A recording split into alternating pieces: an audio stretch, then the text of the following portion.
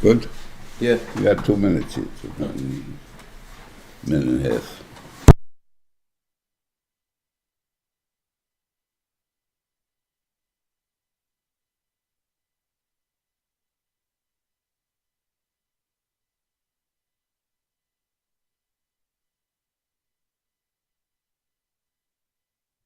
I mean, it's rolling a screen that says hi. Oh, that should be on.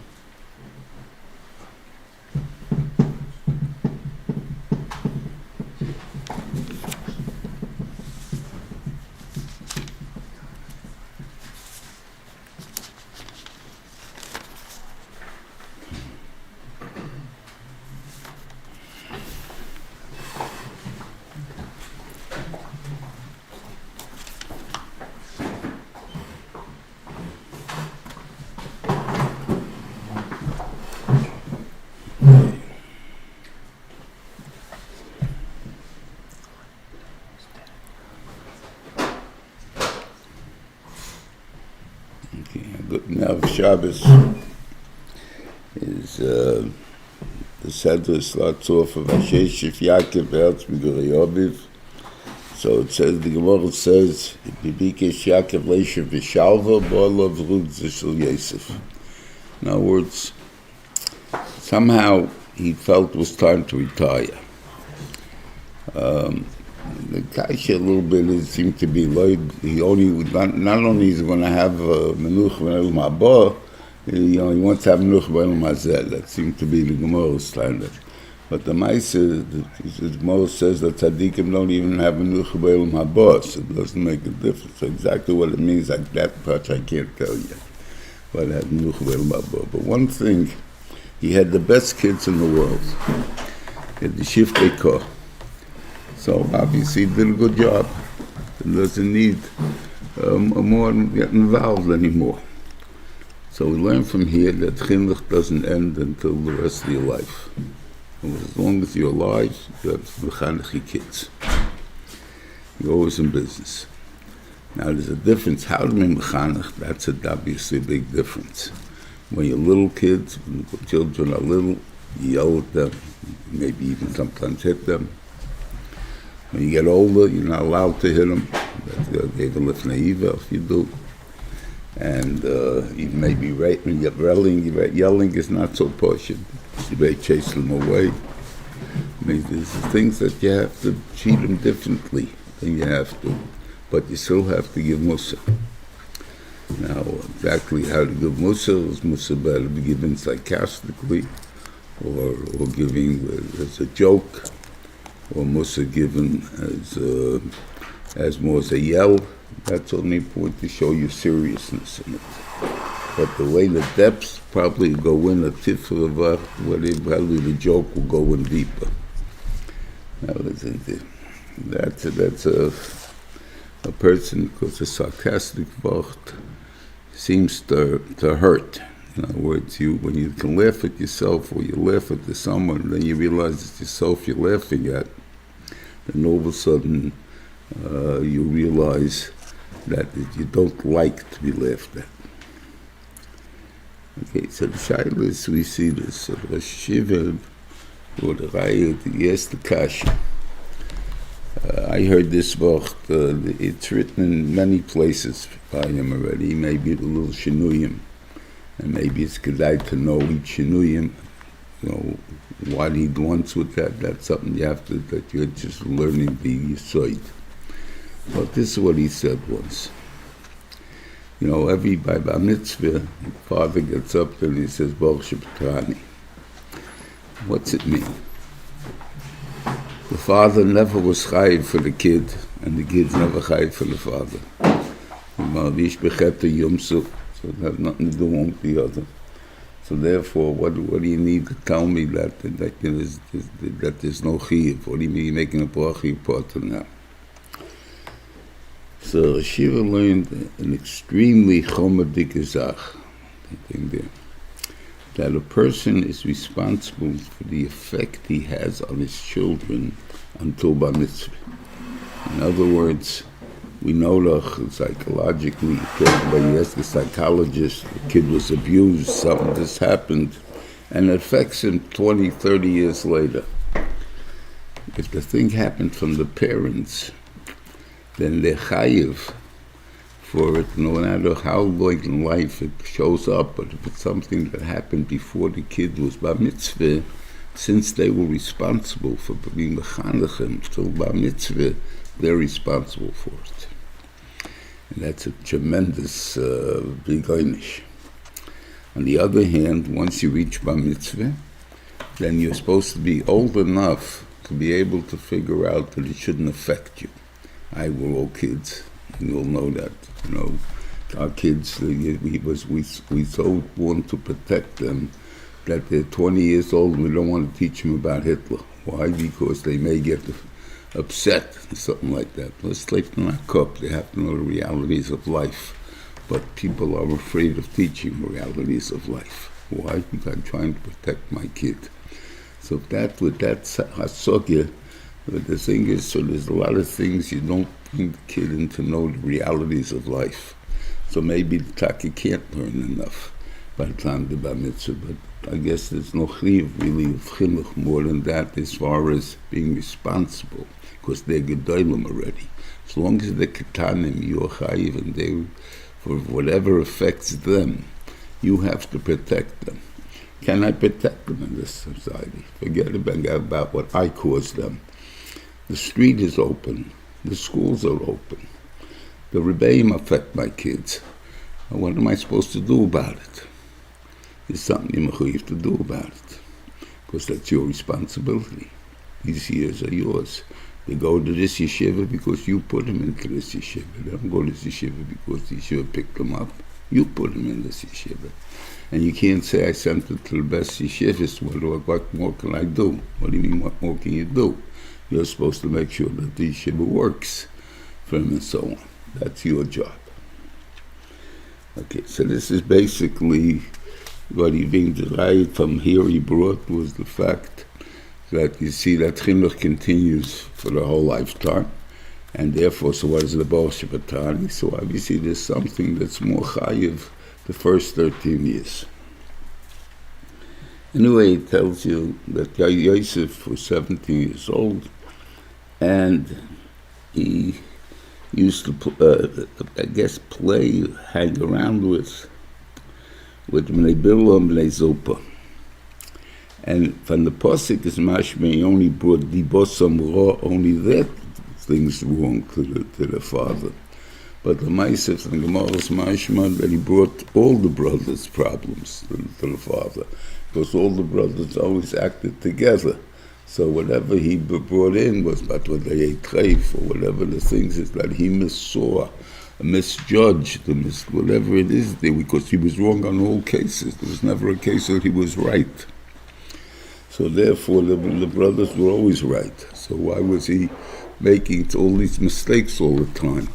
Elavos, they didn't find any kaped on their part either. They were never angry at him either.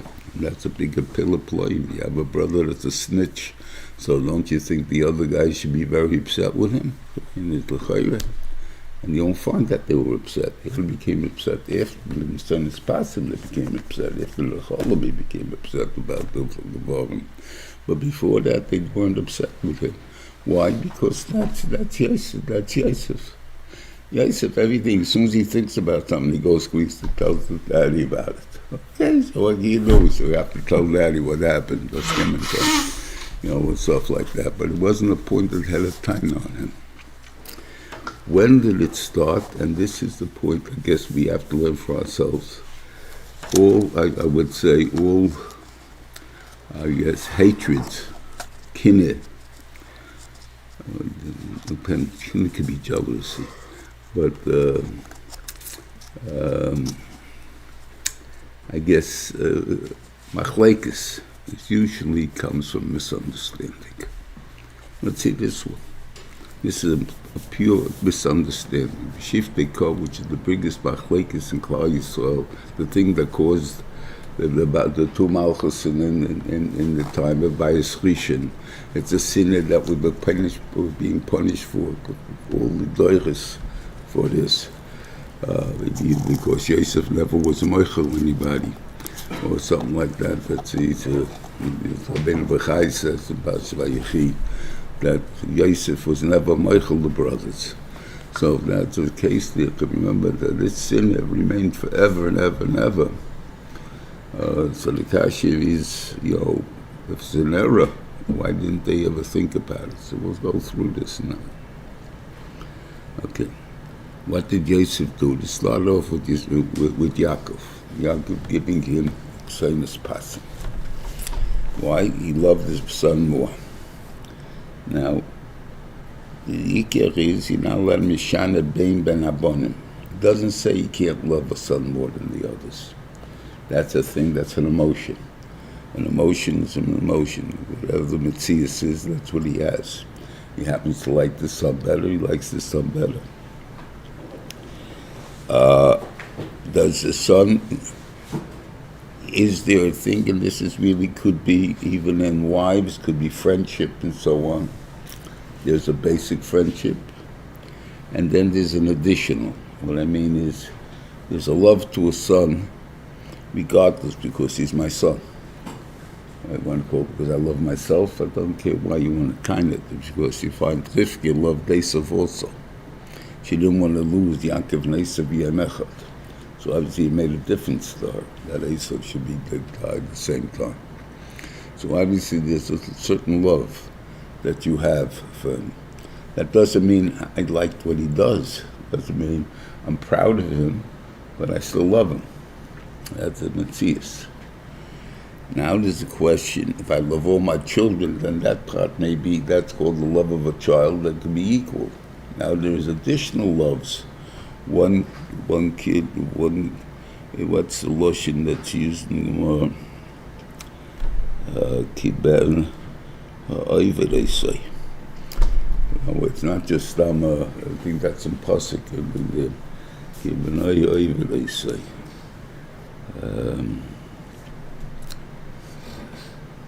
Where is that? It's a Malachim.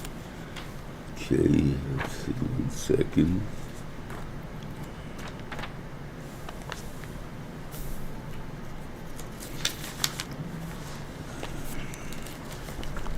Yeah. This means something. Oh, yeah. Asher Yachbo Ishal Benoi Ha'oiver Isai. That's it. So V'hayali Hashem V'hayali Amar Hashem Tzvokes L'yem Asher Ani Yosef Gula V'chamalti Aleihem Kasher Yachmo Ishal Benoi Ha'oiver Isai. In other words, there's a difference between a son and a son that serves him. In other words, the son that serves him is a different relationship and so on. So maybe it could be Yosef supposedly served him. He was around. He was the guy nearest him. He was learning with him for the last years. All the years he used to have Reuven, he learned with until Shimon came along. So he got a year in there. Shimon, and Reuven Shimon to Levi, and then Levi to Yehuda, and all that. And every year, all of them within 7 years, he had all the kids, or 11. But between Yosef and Binyamin, there's at least 6 to 8 years. So the question is, those years he only had Yosef learning by him, or at least he was the central one. So therefore he became the what do you call it, the Ben Skunim, that he had that special relationship with him. Okay, and what did he give him? He gave him Eksonis Pasim. Now we learn from Birkis Kahanim that from the Yerotzen that Eksonis Pasim was not just a multicolored coat. I mean, that wasn't the whole yichus of it, that he gave him a thing. He made him that when he wore it, that he was chen v'chesed, if anyone saw him, and anyone had hagachmonas on him. That's what the Mikashis, how did they take it? That's why they had to take the coat off him first before so they could put him into the hole, because as long as he's wearing the coat, they can't touch him. And the thing over there, they have an automatic Rachmanis on him, whatever it is. That was the godless of it, of the coat. But even making the push of the coat, Aishana Ben Abonim. But he did it also by his wives, not only by his son. There was the Shagla, the Leah felt Snuya Noichi, or that he now will love me. whether it's a question of Cheson of Av or there's a din of Sineh. So obviously there is a difference between not having the same amount of love, which is not necessary, that can be built on Yediyas. No, that's not totally that this is, let's say, any Tli B'Dover, it's a different type of love. So it would be, okay, the Ikes of Puppet, I think that we can bring the Raya from. You know, we have a Puppet, but only one makes humans, that's 10, he had 10 sons of Puppet. And there's a mice in the Gemara that Rav Papa was by Rava, and Rava got a star by him, and Rav Papa told him that the star is Mezuyev. So he told me, you're an Eid Echad, so I can't believe you, so whatever it is, so he's still going to collect with it. Came along Bas Rav Chizla, which is Rava's wife, and said to him, the star is Mezuyev. So he put it away. He said, I can't collect with her because she's never like a Beitrei. It doesn't say never yet, never like a Beitrei, it's afterwards. I can't because I believe her. And I believe I can't collect with it, but I can't rip it up because it's not another Bezdin may not believe her, so therefore I have to leave it for another Bezdin want to collect for it. So someone there, I don't remember who asked, is Bas Rav Chizla bigger than Rav Papa? So he says no. Bas Rav Chizla I know, and Rav Papa I don't know. Rav Papa is his Talmud Muvik. What do you mean he don't know? Of course he knows. That's not called knowing. So he said to him, when he answered him, I don't know. So at that point, Papa said, if that's the case, Abamori Beri, I also have the thing there that if he tells me something, I believe it. Abamori Beri, if you count the sons, he's the 5th son. Right? Right in the middle. He got 10 sons, he's the 5th. So he's the one he believes. He doesn't believe anybody else. I believe everybody. All my sons are honest. Why? Because they have cheskes kashrus. They're all from a Yidden, and I can't believe that any of my children lie. Do I know that they don't lie? Only Abba Mori Bari. It's the only one I don't know that lies. Now, how do I know it? Yes, even I was in business with it. So I saw that, anything that he could have pushed off on somebody, he didn't. I saw he was always handled Elach and everything else, even though it cost them a tzoros. So I see I can trust him. It's as simple as that. So I can't answer you why, but Tommy says, I'll Abba Bari. But that he didn't. What about this relationship with the other 9? I'm sure it was a fine relationship. He saw them all the time. Whenever he saw them, and whatever he's doing, he loves them, and he kissed all the kids, and all the kinderlach. But Lamaisa, who does he know? He knows Abba Mori. Does he love Abba Mori better because of that? Not necessarily so, but definitely he would refer to Abba Mori more than he would to the other kids. Where do we see that? We see that later on in Vayeishev, that he says originally, when Ya'akov gives a bracha to Efraim, he puts Efraim Menashe, he puts Efraim before Menashe. Right?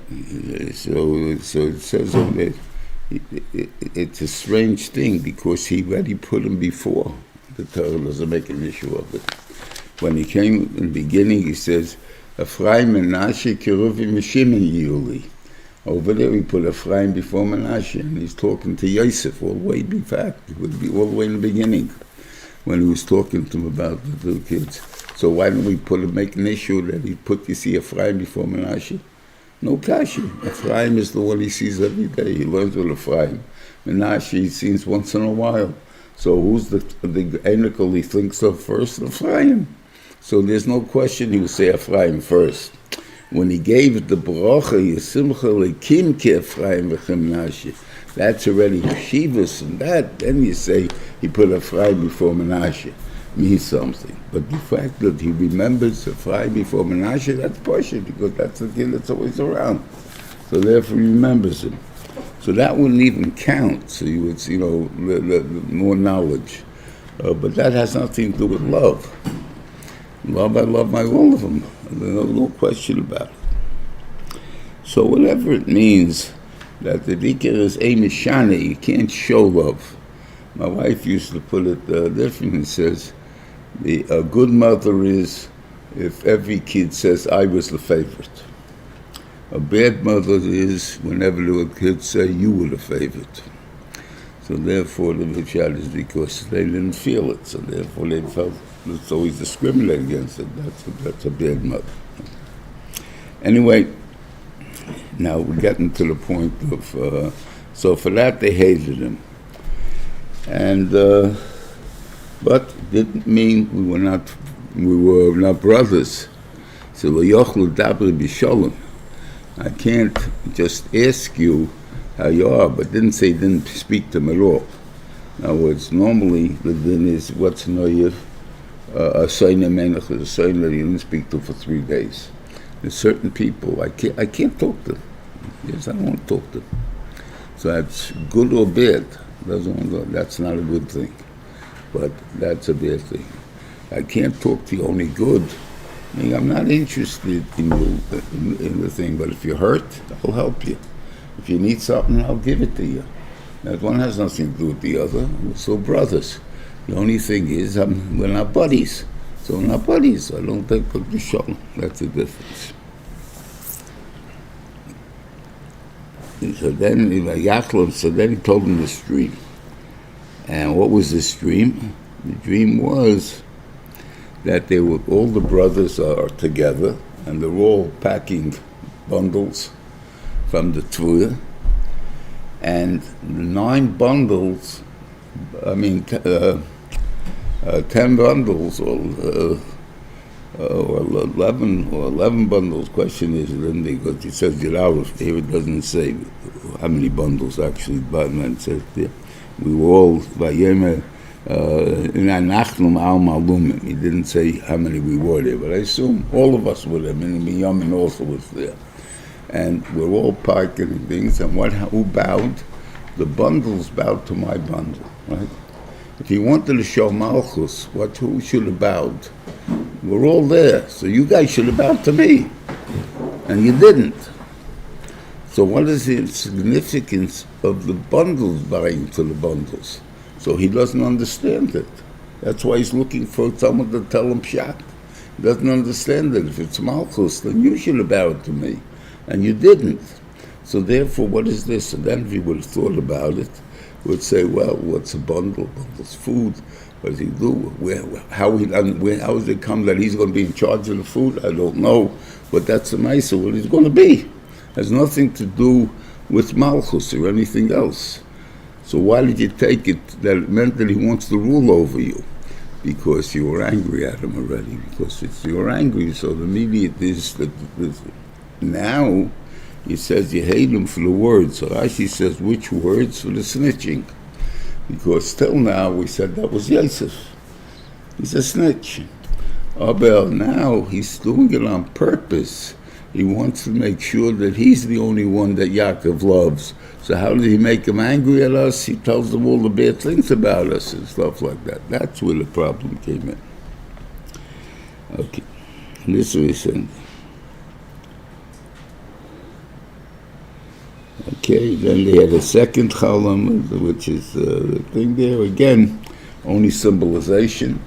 The sun, the moon, Yud Aleph Kechavim, but not the people themselves. Nobody's bowing the things in. The symbolization could be some the continuation of it, whatever is which is. Okay. Anyway, so now it goes into the story, what happened to the thing. He went there. They went to Shem to take care of the sheep over there, and Yaakov Avinu asked Yosef to go visit to see what's going on over there. I don't know the normality of this, so I can't answer you. I would assume that you have 11 guys or 10 guys that are in the business and they do this every day. I don't check up on you every day what's going on. I don't really care what's going on. I'm still doing a good job. I don't have to ask you about it, so I can't ask you about it. I don't know what made him say, I want you to go. And besides, one of the pshatim yes, later on we're going to say, where was Reuven that day? He said either he was Vayeishev b'Tanisai, b'Tzakeh b'Tanisai, or he went back to his day to serve Ya'akov Avinu. That means one day, every day, one brother went back to serve. So he knows the Shleimas. What does he got to ask anybody for? What did he send the Yosef for? I have no answer for that yet. But anyway, but he sends Yosef, and this is the thing that the Gemara says also, that he always had tzar for, because he remembered how Yosef answered him. He answered him in Hineni, and he knew he was in danger. So he should have told me. I wouldn't have sent them, right? So what was the cheshbon of Yosef then? Yosef knew they hated him. He knew they were yochel davar v'sholem. He knows that something's going on. So why didn't he tell his father, Dad, I can't go. They'll kill me. So obviously he felt this way the Shiva was saying. Killing, it can't be, because that we learned out from the fact that the Beniman made the machlis and everything else, and that everyone is going to live. There's not no shaila. There was before that was the shaila who's going to die. Had split them two machlis. It was Ya'akov and everybody else. What do you mean Ya'akov? Everybody else? Either everybody else will get killed and Ya'akov got to start all over again, or Ya'akov will get killed and the shift they already created. So I don't have to start over again. So it's all done. But what happens if I have both of them? So we have that you have the shift plus Ya'akov. So I know Ya'akov is not going to have the tzar of anyone dying. He's not going to have anyone dying. So what will be? Matama will sell me as an eved, right? It's only a suffix. An eved, I'm not dying by an eved. So therefore, it's not. I don't have to tell you. I aggravate Yaakov b'vadai on a suffix. So therefore, he didn't tell. That's what I should have. And for that, he always felt good. Okay. And he tells him, "Yishalchehu me'emek ha'chevron." So Rashi says an interesting thing. Chevron zoch bahar. I think according to the maps, it's even higher than Yerushalayim. So therefore, it's Bahar. So what do you mean, Me'emek Chevron? So he says, Me'emek, from the dead guy who's buried there. Who is that guy that's buried there? Avram Avinu, from his Eitzah. But Rashi doesn't tell us who the Eitzah is, what the Eitzah was. But that's his Lashon up in there. Me'emek Chevron, Alei Chevron Bahar, Shenemah, right? Yeah. מעמק עמוקה שלוי, מעצה עמוקה שלוי צדיק הקובר בחברון, לקיים מה שנאמר לאברהם, 400 whatever, 400 years. What's it got to do with the Eitzah? Still didn't tell me what the Eitzah is. It's the Eitzah. So if you look back in Lech Lecha, you see the Eitzah. What was the thing over there? The Bensham tells him, first he tells him off, I'm the Rebbeinu took you out of Okazim to give you this land, right? And he says he asked B'moeda, so whatever pshatins B'moeda, the Rebbeinu says, okay, you're going to be 400 years, you're going to have your kids, are going to be Be'eretz Lohem, Ba'avodum, Be'inoisam, 3 madregas. In other words, they're going to be for 400 years, right? And what he called. So what happened after that? So it says, Vayom Hahu, it ends off, it doesn't say why, but I'm going to explain that in a minute. Vayom Hahu calls Hashem es Avram Bris Leimol as Aracha Nosat Yisrael. So I'm going to give it to your children, not to you. Okay, before he says, how's his Lord? Vayom Hahu, Ani Hashem Asher Tzisichem U'Kazdim Lo Seis L'Cho Es Oretz Hazois. To give you the land. And then he gave it, Yom Hahu calls his bris, to give it to his children. What changed? Avram said, 400 years ago to be Avodim, and they have to be in Eretz Lohem. So if we start from me, when I have children, from Yaakov, that I inherited it, and therefore it's Yitzchak's and it's Yaakov's, so it's going to be when Yaakov goes down. 400 years it's a long time. But if I start from living in Eretz Canaan before the land is mine, so I'm living in a land that's not mine, so it starts with the birth of Yitzchak. So I save 190 years. That won't be a thing often. So that's what he means. We started the 210 years now, which is the 400 years. And therefore, that's the eighth of Avram that was in there. Anyway, they're Yerois and Merochik. So the question is, he's wearing the Ksenis Pasim, and they see him from far. Maybe the fact that they see him from far, don't mean they really see him. You know what I mean? You can see somebody who's coming. It looks like Yankel. Like, how do you know it's Yankel? The way he's walking, the way he's shaking, the way this. You can tell it's Yankel. Do you see what he's wearing? No, it's too far away. But I can see it's Yankel. Okay, so that's the point that they saw. That they saw Merochek before they saw the Ksenis Pasim. But tell him Yikra, before he got to them, he didn't get to them yet. So they were told not only so much because they had to talk behind his back, but so much they didn't say the Ksenis Pasim yet. Right? But in Snako Islam, he said, they were taught to kill him. And then let's kill him. Okay, so we have the idea that we're going to kill him, and we're going to say, Chayroah.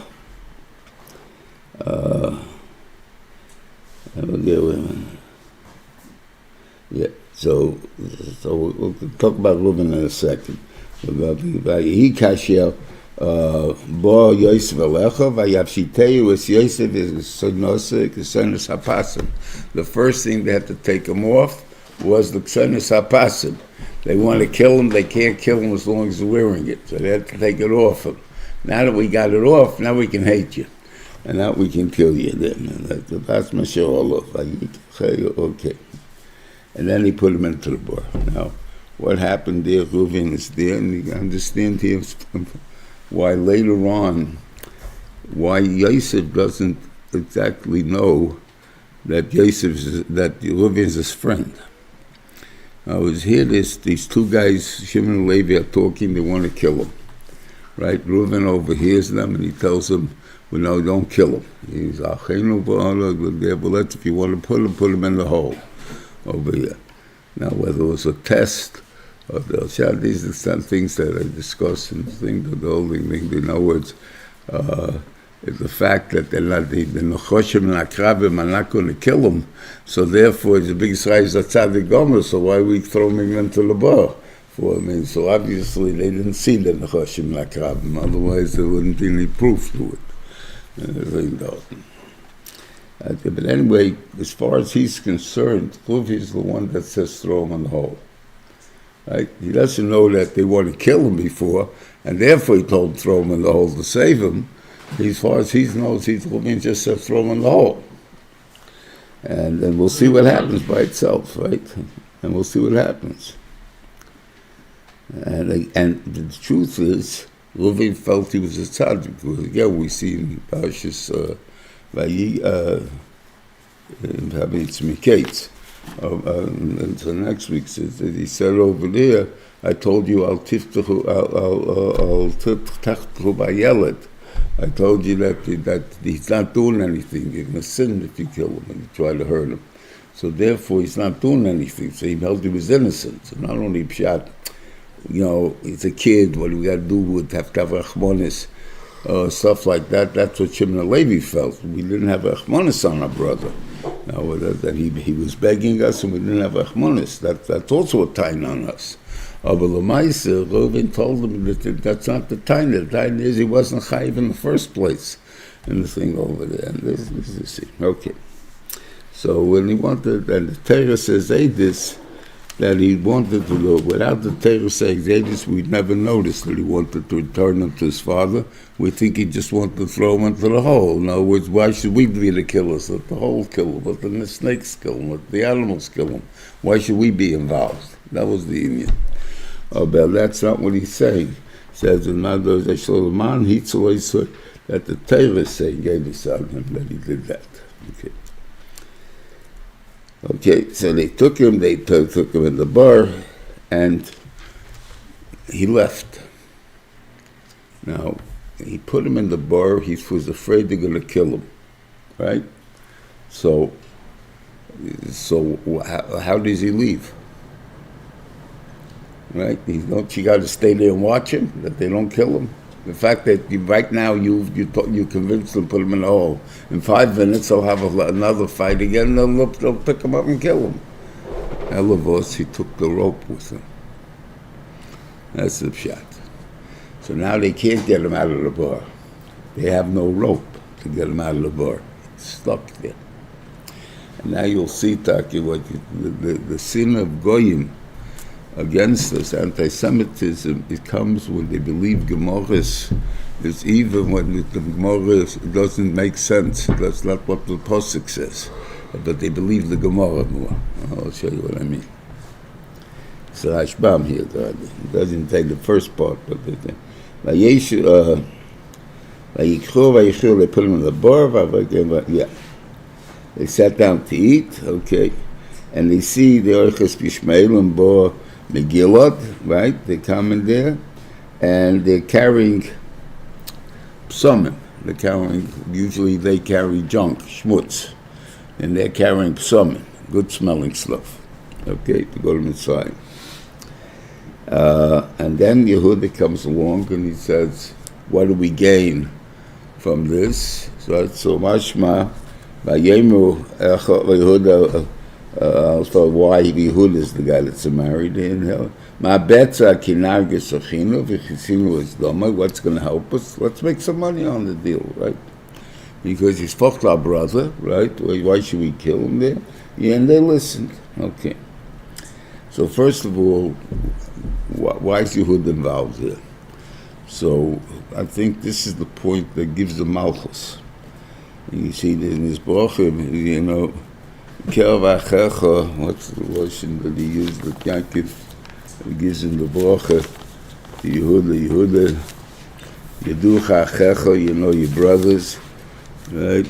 Yehuda ata Yeducha Achecha, Me'oref Hayevechi Yishlach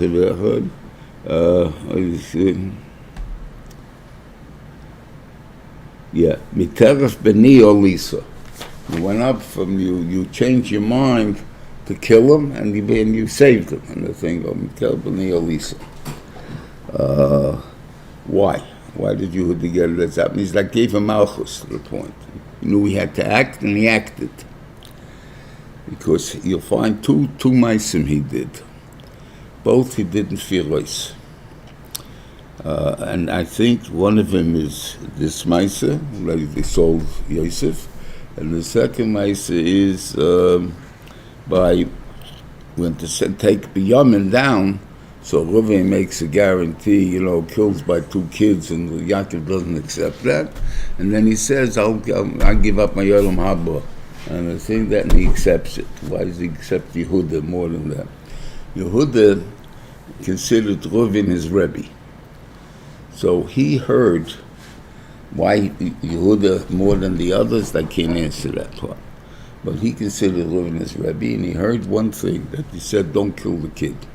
That's all he said. He didn't say bring it back to his father. Didn't say anything about that. He said, our hand shouldn't be involved. So we can send them off. He saw them getting itchy. They want to kill him again. So let's send them off. That way you won't have any problems anymore of killing him.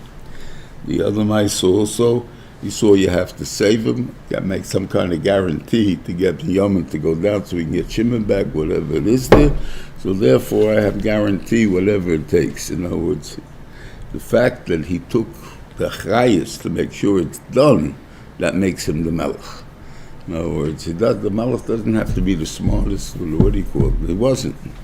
But l'maisa, that the thing is he has to pick the smartest. He has to pick, when you become president of the United States, you're not the one that makes all the decisions. You pick your cabinet, and they're the ones that make the decisions. Ultimately, you're responsible for it because if you don't like it, you're supposed to stop it. But the actual day-to-day decisions you're not involved with. So it's not nothing to do with the melech, but he has to make sure he gets a good guy there to do the job. That's the thing. That's Yehuda. Okay, so now we'll go back to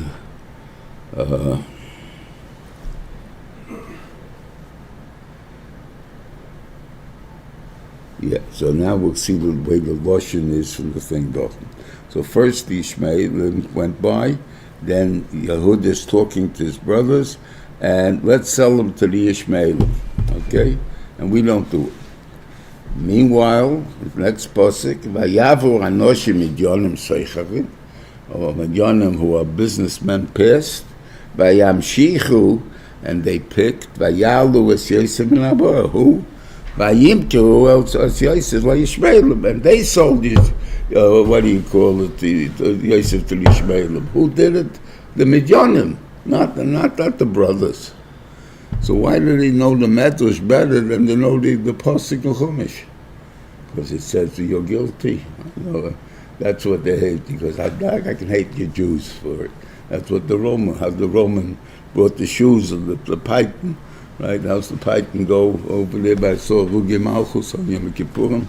There's the shot is he filled the shoe up with shoes, and he says, who's the best of the things? You guys wanted to kill Yosef, and all these things. How do you know we want to do anything? It's nothing says like that. And of us, we know the Gemara. Okay. So they took him up. Now, how did they get the test from Kesef? I guess they were able to prove, or the fact that they were that strong and said, you want to that's our slave, and it's our brother, we're selling him to you, whether you like it or not. Okay, and then Reuven comes back, he finds he's not there. Now, did they tell Reuven now?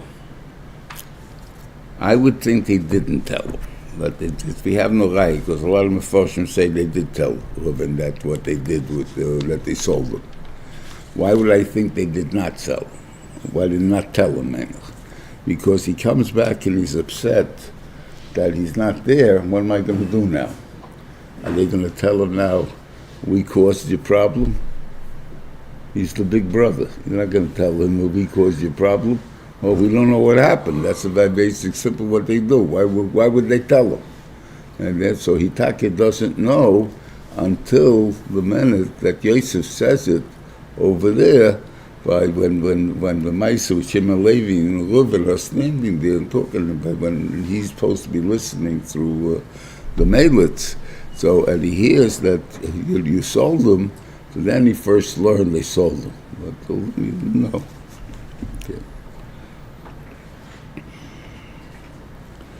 Okay, and anyway, they made it, and it looked like, again, they didn't lie. They let Yaakov make his own statements. They showed him this thing, you recognize this, it's full of blood, this Kesaynis, and this is the regular undershirt that he had. That has nothing to do with the Kshanis Pasim. And he says that he del Chayeroach also. Okay.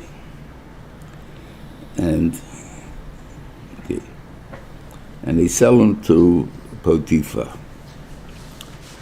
Okay. Now we go back to Yehuda. Now, Yehuda, exactly why they kicked him out, I don't know. I don't really have a good tellings for them, because they say he would have listened. They listened to sell him, making a couple of bucks on the deal. He's going to be an Eved, or he's going to get killed, or something like that. So they gave in, right? To free him, they would have given it. What makes you think so? And in the case of Tafasla, Barubaloi Tafasla, so again, why should I expect him to listen for such a thing? So I don't hear the time on that. But anyway, for that, they supposedly kick Yehuda out. And Yehuda now goes and lives his whole life in the few years he's got kicked out until going down to Mitzrayim. It's not too many years. If he's first kicked out after they sold him, he sold him at 17. So the maximum dealing with is 13 years, not dealing with more than that. Because at 30, he was already melech. They brought him up and made him king already. So that's when already the hunger years started. So all of a sudden, so look at about 13 years, so they'll make sense. And Yehuda has these, from the time they kicked him out, he first gets married. He has 3 children, right? They have children. They could have children. They didn't have children. They didn't want to live with their wife, right? So therefore, they lived with her. They didn't want to have children from her. But for 2 different reasons. You have Aaron didn't want to have children. He didn't want to spoil her beauty. Onan didn't want to have children because he didn't like Aaron. It had nothing to do with not having children. He didn't like Aaron. He knew the child would not be called his, would be called Aaron, which is not the case of Yevamis. We don't even know what the Shaiva exactly has in it, but whatever it is, Nikra al Shem Benoi, whatever that means, it's not his. That's what it means. Somehow it is. Some Shaykhs, it's not totally mine. It's my wife's. It's my wife. It's my brother's wife. It's my brother's kid. It's my brother's something. And then in Yevamis, it is that way. Which Kedushin is Chal? The first Kedushin is really Chal. We only make Maimer because of the Rabbana. But what's the Kedushin that's to the second brother? Only the Kedushim Rishayim is the one that's there. It's still the brother's Kedushin that's Chal. So it's whatever it is there, to understand it, it's a shver zachat. And anyway, he marries off and marries him to a woman called Toma. Okay.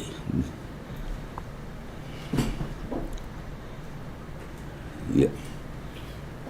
So it says, and he didn't give them to Shema because he figured. So here's again a misunderstanding. Yehuda is dan oinon for the same reason that died. That now is he doesn't want to have it does spoil her beauty. If and oinon both don't want to spoil her beauty, so probably Shayla will do the same thing. So I can't afford to give it to Shayla, right?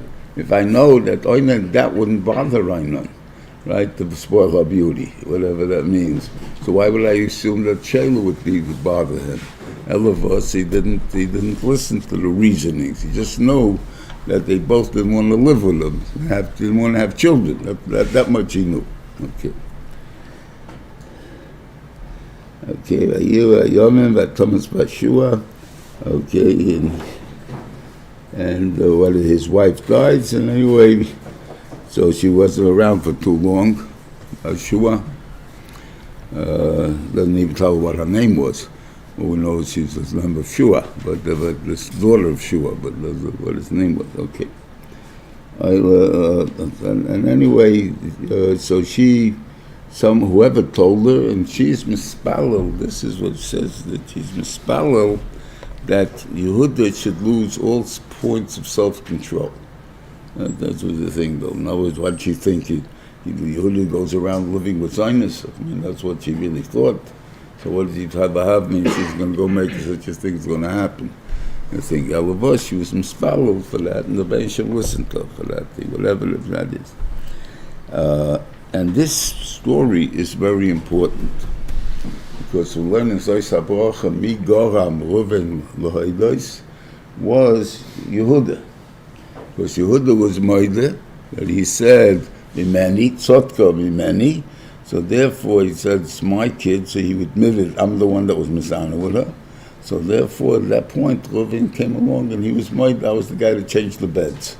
Now it was until then, which is 10 years at least, that he did not tell him the thing over there. So why didn't he do that? Now we'll talk about that thing. Anyway, okay, so that's what she does, and she really wasn't a Kadesha. There was never anyone there. It was just she came at one time. It was one thing. I can't understand the value system here. You know, all you're talking about a little shepsele. I'm talking about a gedi. Gedi means a little one. That's a lamb. A lamb is under a year. What would it cost you to buy one? $10, $5, $20. I don't know. What do I want? Simcha, semcha. I want your seal. I want your stick. I want your thing. I think that's worth as much as the gedi is worth. I mean, what kind? It's not a. Why would I give it to her? You know, might as well give it to keep it. You know, keep it. Leave me alone. I'm finished with you. Okay.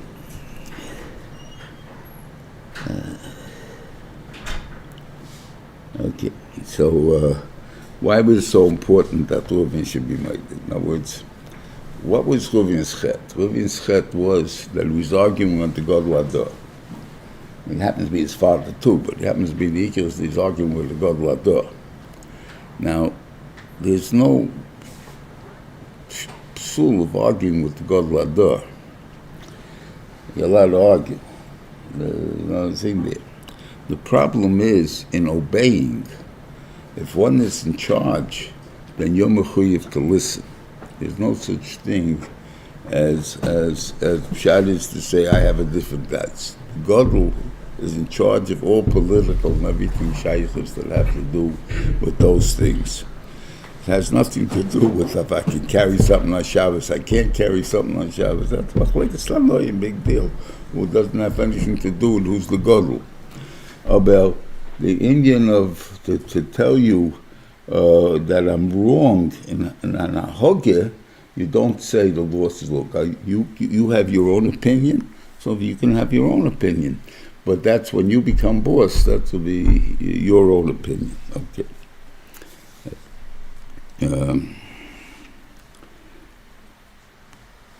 So that's the point. So that's called the listening to the Messiah. That there's an Indian, that there's leadership. And we have to listen to it. So until Reuven was waiting, he can't be murdered. It's something very important, so why aren't you murdered right away? You know, I was wrong, I changed the bed, because people would stand up for him and say, you know, he defended his mother. So that's a good charge. He defended his mother, so he's right, not Ya'akov. So therefore, he can't be murdered. So what's he waiting for? He's waiting for that somebody should do such an avera that's so black and white that it's not right. And the thing that everyone can say, you know, he was doing something good. So that's why he waited for the reality was that Yehuda's the Vayeishev caused him to lose the self-control, whatever it is there, because of Hatfilah. That's very nice between us and the Vayeishev. We don't want to think bad about Yehuda, so we know a story that Yehuda really didn't do it. Okay, it was the very thing. B'lamaisa, how to look to the world. Who did it? Yehuda did it. Yehuda went to a zayna. It was Mizana. It was an ugly thing, a terrible thing for a Fumik Bachi Shiva Bacha to do. Right? So therefore he says, you think that's bad? What I did is a lot worse. And that's where Reuven was able to be murdered. And that's why whose Bacha comes right after Reuven is Yehuda, before Levi. And Vayeishev doesn't get one of such a Bacha. But it should have been Levi. Says, but why do you have the smicha of Yehuda to Reuven? Because me Goram Yehuda the Reuven to be made Yehuda. So that was so important to get this point that you don't argue on the Messiah, and you have to. You can't leave it with the thing. I'm right. I could be right. This and that. I'm wrong. There's no way of saying it except I'm completely wrong. Okay, and then what happens? She became pregnant, and we say they were 6 month babies and not 9 month babies. That's going to be shleish chadoshim. It doesn't mean. So it's interesting that in reality, you'll ask any doctor that he ever see a 6 month baby in his life. I'm not talking about preemies. Preemies is not a full-fledged baby. I'm talking about a full-fledged baby. That's a thing that I don't think anybody ever saw it. Why are we still choishish for it? I can't answer that either. Or they still can come, and it happens even every so often. I'm choishish for one cancel. I think I know, of course, in the season that took place in the Shalom Bayis and stuff like that I'm able to have a chava meaning that it was a 7-month baby, not a 9-month baby. But the etzem, normally, there's no such thing. Yes, when's your due date? 9 months, not 7 months. No, why don't we choish it after 6 months or something, whatever it is, right? Because it doesn't happen. Okay, so therefore, they went in there now. But the showing, the development of the baby is 1/3 of the time that you're pregnant. So if you're a 9-month baby, it takes 3 months to show. If you're a 6-month baby, it takes 2 months to show. And the thing there. So now the baby is much more developed, bigger, stronger, whatever it is there. It's a good, healthy baby. Okay. So they saw her that then, and she never gave back the stuff. And the things we learn out from her, that it's better to die, keep in a fire, than to be burnt alive, than to embarrass someone barabim. You can learn that from Toma, because she didn't say it's from you. So she could have said that. She gave him the ability to deny it, and she also gave him up. She gave up her evidence. She sent all the 3 things to him to see who does this belong to. The one it belongs to, he's the one that I'm pregnant to. Right? Hakelno, he recognized it, right? He could have kept it and said, I don't know what she's talking about, right? And he didn't do that. So she was obviously willing to die and not embarrass him. That's what we learn out. How do you learn it out? That he was willing to die. But obviously, because she gave up the evidence and the stuff over there. Okay, and he's made it. And over here we see again that there was no such concept of B'chor Ha'im until Yetzias Mitzrayim. Because here you have a B'chor Ha'im, you have the first one's going to come out, it's going to be the B'chor Ha'im, and which just happens to be Peretz in the end, which the Me'alel is going to be Zerach, but she doesn't say Zeyah B'chor. This guy's coming out first, because there's no such concept of B'chor except by B'chor of. When did we get the concept of B'chor Ha'im? Only after Yetzias Mitzrayim, and order because the Vayeishev made the nest that the Mitzrayim shouldn't see it's a fake, because he said they Vayeishev Shomeis. In other words, people died indiscriminately. It had nothing to do with the B'chor. You said the B'chor are going to die. 9 kids died in one house, 10 kids died in one house. Nobody in 9 other houses don't die. So obviously, sometimes made the B'chor Ha'im die too. So therefore, now you have more houses, whatever it is there, and got Labayis according to. Okay. Now, the next thing is Stama pointed my own personal condition. Stuff like this. It wants to describe the Hatzloch of Yosef. Yosef, it says, was an Ish Matzliach. That's all it says about him. It doesn't say he was smart, doesn't say he was a genius, nothing, just an Ish Matzliach. So the Vayeishev means that he sent bracha through him, whatever that means. So what's his success? Vayehi me'oz hifki loisei bebeisai v'al kol asher yesh loi. When he made him in charge of everything, made him in charge, Yosef, of everything, is Vayivorach Hashem is Beis HaMitzri Biglal Yosef. Vayibir Hashem B'chol Asher Yesh Lo B'Bayis U'B'Sodeh. So he was very successful. Now, what's the type success? Vayazav Kol Asher Lo Yad Yosef. He left everything in Yosef's hands. V'lo Yoda Idlei Mi'udlei. He knows nothing in the house except what he eats. That's a balabos. That's called rich. Now you'll tell me I'm a melech. I hear that. I'm a lord. I don't bother with petty business. You want business, you want to rent a house, something, I got a guy who takes care of my rentals. Go to him. You want to buy something for me, go to my manager over there. You want to buy a field, I got different managers for everything. But the mitzvah, I know what's happening to my stuff, right? I don't know, right? But I come in, you eat, do you know where the food's coming from? No. My daughter put it down, my son put it down, so I'm eating it. I'm taking his word for it, right? Is it you paid for it? Someone else paid for it? You know who took it for it? Right? So, I think that's being a poor man, if you ask me. You know, I think like you're not a balabas anymore. You can't even brag and say, you know, I'm a millionaire. You know who I am? I'm a millionaire. I'm not nothing. I don't know what I own. So what am I going to ask me? I'm a millionaire. I know nothing about what I have. But there's a certain time when you call the rich because of that. When I don't have to handle my own stuff. But not that I don't know what it's about. And I see myself, it's something that I have no achayis on myself anymore. What do you mean you have no achayis? Obviously something that I'm talking that me and you, it's something there maybe I do remember. But let's say I got to go someplace. I don't drive anymore, right? I haven't got a car. There's no car that shows up by the door. Nothing to give it to me. I can't go. What's the difference? And I have no responsibility to get there. I don't have to know what time they're davening downstairs because they'll call me. And the thing over there, they got my nose. So then they tell me it's 5 minutes, whatever it is. I come down.